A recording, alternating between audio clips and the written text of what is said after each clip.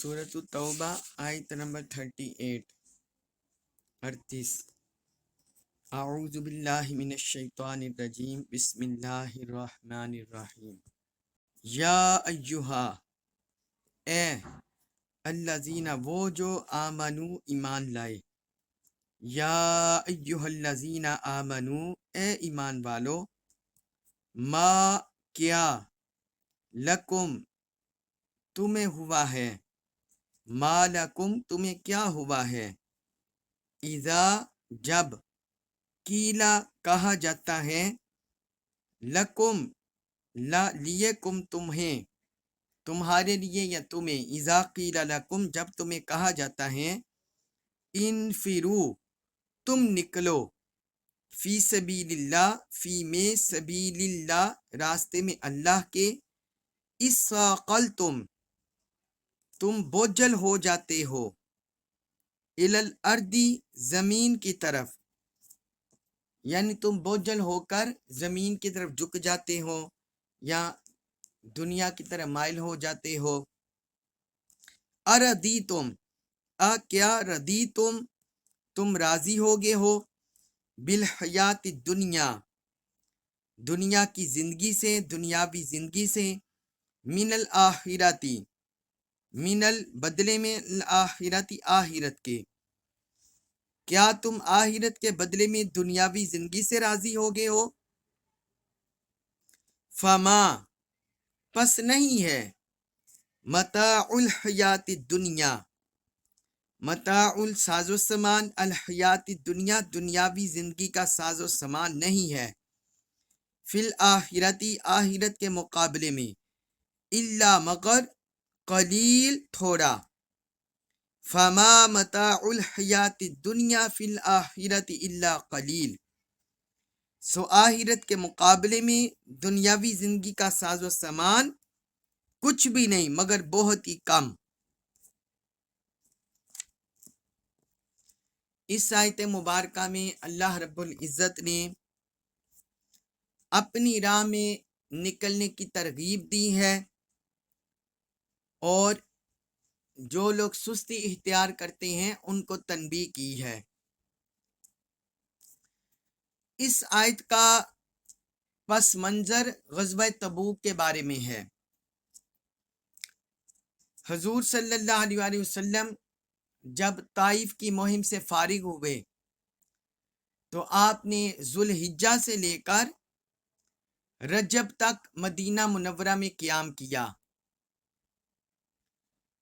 تو آپ کو خبر ہوئی کہ یہ جو روم کی طرف عیسائی ہیں وہ مسلمانوں کے خلاف جنگ کی تیاری کر رہے ہیں۔ اس موقع پر آپ نے مسلمانوں کو جنگ کی تیاری کا حکم دے دیا، جہاد میں نکلنے کا حکم دے دیا، کیونکہ دور دراز کا سفر تھا، کئی سو میل مسلمانوں نے جانا تھا روم کی طرف، اور یہ وہ موسم تھا، ایک تو گرمی شدت کی تھی، دوسرا کھجوروں کے پکنے کا موسم تھا، لہٰذا جو مسلمانوں کے اندر منافق طبقات یا کمزور ایمان والے تھے وہ اسی والے سے متزلزل ہو گئے، اور بعض جو مضبوط ایمان والے تھے وہ بھی ڈگمگا گئے، سستی کاہلی کا شکار ہو گئے۔ ان کا ذکر آگے آئے گا، علیحدہ طور پر اللہ تعالی نے ان کا ذکر کیا ہے۔ تو یہاں جو اللہ تعالی نے اہل ایمان کو خطاب کیا ہے تو اس میں سارے مسلمان مراد نہیں ہیں، بلکہ مسلمانوں کے لبادہ میں جو منافق لوگ تھے یا جو کمزور ایمان والے تھے وہ مراد ہیں، کہ وہ جنگ کے لیے نکلنے میں چیبا جبی ہوئے اور لیتا والا اللہ سے کام لینے لگے، یعنی وہ ٹالنے لگے۔ جو اکثر صحابہ تھے وہ تو 3000 کا لشکر تیار ہو گیا تھا، اور وہ میدان جہاد میں نکلنے کے لیے تیار تھے، لیکن یہ چند جو مسلمانوں میں قلیل تھے وہ اس حوالے سے متزلزل ہوئے، اور یہ سفر بھی چونکہ بڑا لمبا تھا اور ایک گرمی کا موسم تھا اور پھر پھلوں کھجوروں کے پکنے کا موسم تھا، تو ان ساری صورتحال کو مد نظر رکھ کر وہ مسلمان متزلزل ہوئے، کمزور طبقات کے۔ اور جو منافق طبقات تھے انہوں نے بھی اپنے گھر میں جو منافق تھے، اپنے ماننے والے، ان کو جمع کر کے تو جہاد سے روکنے لگے۔ وہ لوگوں کو کہتے کہ تم اتنی گرمی میں کہاں جا رہے ہو، تمہاری جو کھجوریں بھی پکنے کے قریب ہیں انہیں بیچ کر تم مال کماؤ گے۔ جب حضور صلی اللہ علیہ وسلم کو ایک گھر کا پتہ چلا، سویلم یہودی کا، تو آپ نے حضرت طلحہ بن عبید اللہ رضی اللہ عنہ کا بھیجا کہ اس گھر کو آگ لگا دو جا کر، کیونکہ وہاں اسلام کے خلاف سازشیں ہو رہی تھی۔ تو انہوں نے ایسا ہی کیا۔ اس موقع پر حضرت عثمان غنی رضی اللہ عنہ نے بھرپور کنٹریبیوشن کیا تھا۔ جب آپ صلی اللہ علیہ وسلم نے مالی خدمت کے حوالے سے، مالی تعاون کے حوالے سے صحابہ کرام کو ترغیب دی، تو حضرت عثمان رضی اللہ عنہ کھڑے ہو گئے۔ انہوں نے عرض کیا، یا رسول اللہ، میں اللہ کی راہ میں 100 اونٹ، ماں کجاوے اور ساز و سامان پیش کرتا ہوں۔ یا انہوں نے 100 اونٹوں کا اعلان کر دیا۔ اسلام کو اس سے زیادہ ضرورت تھی، حضور صلی اللہ علیہ وسلم نے دوبارہ اعلان فرمایا۔ پھر حضرت عثمان غنی رضی اللہ عنہ کھڑے ہو گئے اور انہوں نے عرض کیا، یا رسول اللہ، میں 200 اونٹ ماں ساز و سامان کے پیش کرتا ہوں۔ آپ صلی اللہ علیہ وسلم نے تیسری بار اعلان فرمایا تو وہ تیسری بار پھر کھڑے ہو گئے، پھر عرض کرنے لگے، یا رسول اللہ، میں 300 اونٹ ماں ساز و سامان کے پیش کرتا ہوں۔ تو حضور صلی اللہ علیہ وسلم اتنے خوش ہوئے، آپ صلی اللہ علیہ وسلم ممبر سے نیچے تشریف لے آئے۔ آپ نے فرمایا، آج کے بعد عثمان جو عمل بھی کرے گا اس کو ضرر نہیں ہوگا، اس کو نقصان نہیں ہوگا۔ 2 بار فرمایا، آج کے بعد عثمان جو عمل بھی کرے گا اس کو ضرر نہیں ہوگا۔ یہ سنن ترمذی میں حدیث ہے، حدیث نمبر 3720۔ یعنی ان کے انفاق فی سبیل اللہ سے حضور صلی اللہ علیہ وسلم اس قدر خوش ہوئے کہ آپ نے انہیں یہ عظیم خوشخبری سنا دی۔ اس کا یہ مطلب نہیں کہ وہ کوئی معاذ اللہ کوئی ان سے گناہ سرزد ہو گیا یا برائی سرزد ہو گئی تو یہ اللہ کے ہاں پوچھ گچھ نہیں ہوگی، بلکہ اس سے مراد یہ ہے کہ اللہ ان کی حفاظت فرمائے گا۔ اگر بحیثیت انسان کوئی کوتاہی بھی ان سے ہو گئی تو تب بھی اللہ تعالیٰ انہیں توبہ کی، اپنی طرف رجوع کی توفیق عطا فرما دے گا۔ تو یہ اس موقع پر یہ آیات اتری تھی، یہ آیت نمبر 38 39 اور آگے۔ تو اللہ رب العزت نے اس میں فرمایا، یا ایھا الذین آمنوا ما لکم، اے ایمان والو تمہیں کیا ہو گیا ہے، اذا قیل لکم انفروا فی سبیل اللہ، جب تم سے کہا جاتا ہے کہ اللہ کی راہ میں نکلو، اثاقلتم الی الارض، تم زمین کی طرف جھک جاتے ہو۔ اثاقلتم اس کا مطلب ہے بوجھل ہونا،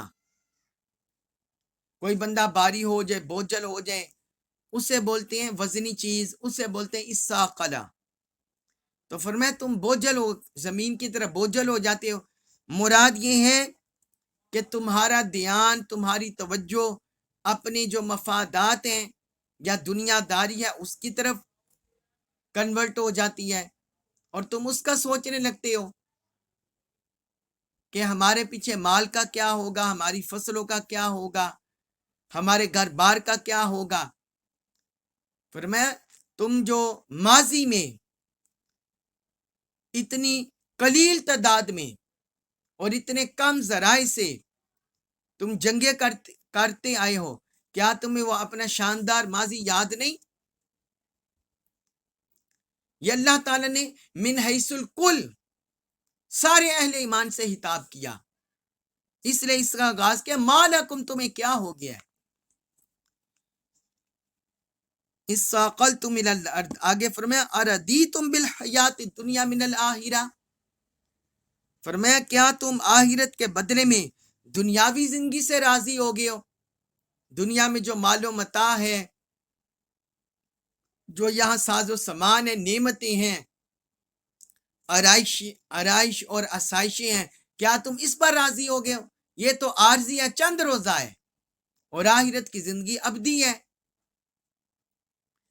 پھر آگے فرمایا فَمَا مَتَاعُ الْحَيَاةِ الدُّنْيَا فِي الْآخِرَةِ إِلَّا قَلِيلٌ، آگے اسی حقیقت کو بیان فرما دیا کہ آخرت کے مقابلے میں دنیاوی زندگی کا ساز و سامان تھوڑا سا ہے، وہ تو قلیل ہے، آخرت کے مقابلے میں اس کی کوئی حیثیت نہیں۔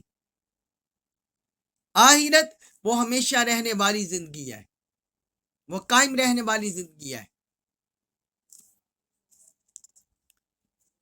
اس کے بعد ہے سورۃ التوبہ آیت نمبر 40، آیت نمبر 40، اس میں ارشاد فرمایا الا، اگر نہ، تنفرو، تم نکلو گے، یعذبکم، یعذب وہ عذاب دے گا، کم تمہیں، عذاب علیمن دردناک، الا تنفرو یعذبکم عذابا علیما، اگر تم نہ نکلو گے تو وہ تمہیں دردناک عذاب میں مبتلا کرے گا۔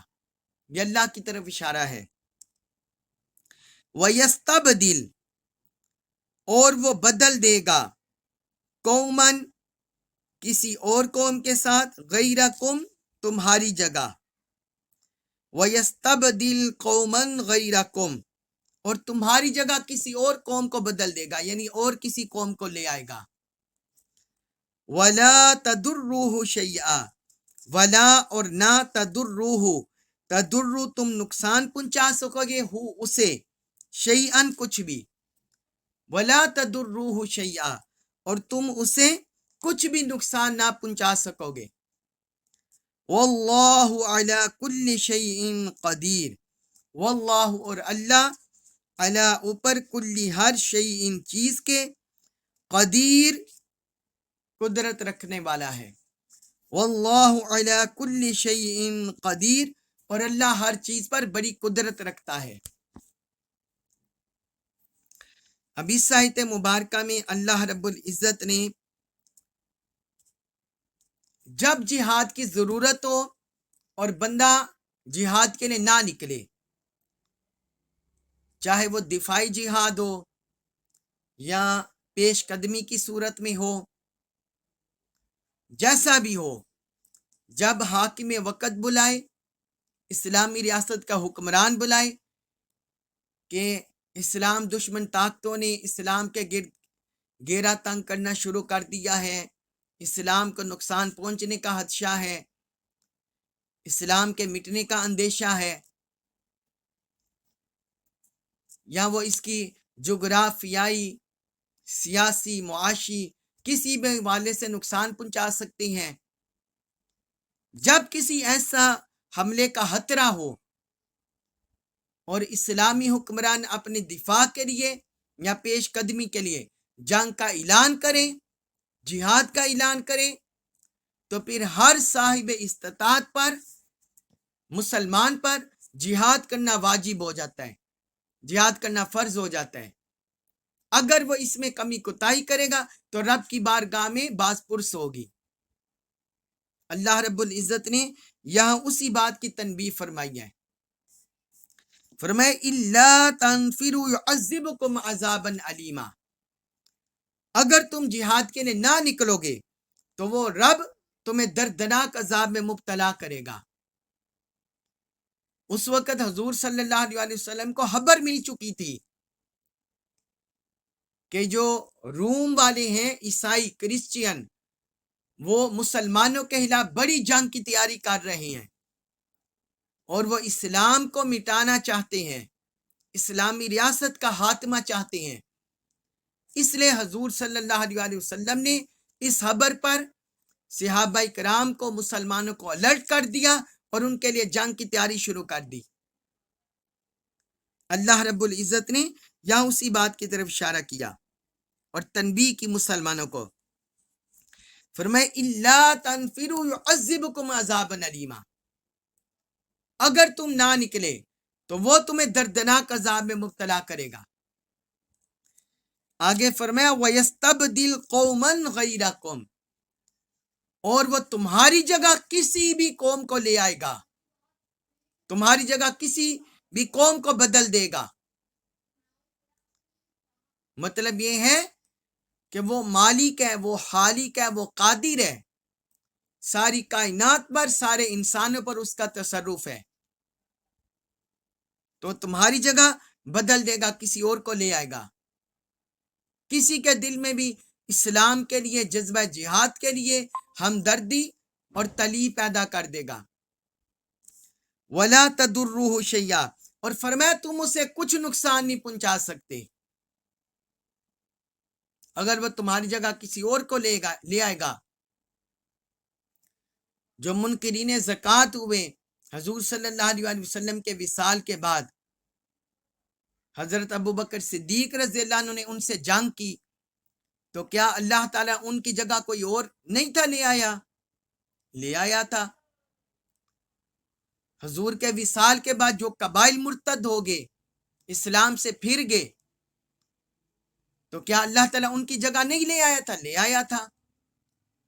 اسی طرح جو یہودی قبیلے اسلام کے خلاف سازشیں کر رہے تھے حضور کے دور میں، جن کو حضور صلی اللہ علیہ وسلم نے مدینہ سے نکال دیا، تو ان کی جگہ بھی اللہ تعالیٰ اور لوگوں کو لے آیا۔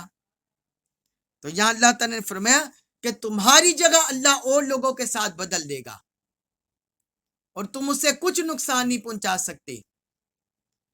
اس میں واقعہ تو حضور کے دور کے جو مسلمان تھے، یہ واقعہ تو اس پس منظر میں ہے، لیکن یہ قیامت تک کے لیے مسلمانوں کے لیے سبق ہے کہ مسلمانوں میں سے جس دور میں بھی جو لوگ بھی جہاد فی سبیل اللہ سے کترائیں گے، اللہ کے دین کی اقامت کے لیے، جد و جہد کے لیے، سٹرگل کے لیے کترائیں گے، سستی کا مظاہرہ کریں گے، غفلت کریں گے، تو اللہ تعالیٰ یہ نعمت ان سے لے کر کسی اور قوم کے حوالے کر دے گا، وہ محروم ہو جائیں گے۔ جس طرح بھی موجودہ دور میں دیکھ لیں کہ بہت کم مسلمان ممالک ہیں جو اللہ کے دین کی اقامت کے لیے، غلبہ کے لیے، بہت کم مسلمان ممالک ہیں جو سٹرگل کر رہے ہیں، تو باقی تو دنیا کی محبت میں، دنیا داری میں گرفتار ہیں۔ اللہ تعالیٰ نے اسی بات کی طرف تنبیہ کی، اشارہ کیا۔ پھر آگے فرمایا واللہ علی کل شیء قدیر، اور اللہ ہر چیز پر بڑی قدرت رکھتا ہے، ہر چیز پر اس کا تصرف ہے، اس کی قدرت ہے۔ جس کے دل میں مرضی دین کی محبت پیدا کر دے، دین پر استقامت پیدا کر دے، دین کی طرف مائل کر دے، اور دین کی طرف رجوع پیدا کر دے، اللہ اور اللہ کے رسول کی طرف مائل کر دے، ثابت قدمی نصیب فرما دے۔ فرمایا وہ ہر چیز پر قدرت رکھتا ہے۔ اللہ تبارک و تعالیٰ سے دعا ہے، اللہ تعالیٰ ہمیں سستی سے، کاہلی سے، غفلت سے اپنی پناہ عطا فرمائے، ہمیں اپنے دین کی جد و جہد کرنے کی کما حقوق توفیق عطا فرمائے، قرآن مجید کا کامل فہم نصیب فرمائے، اور ہمیں اس پر عمل پیرا ہونے کی توفیق عطا فرمائے۔ وما علیہ الا البلاغ المبین۔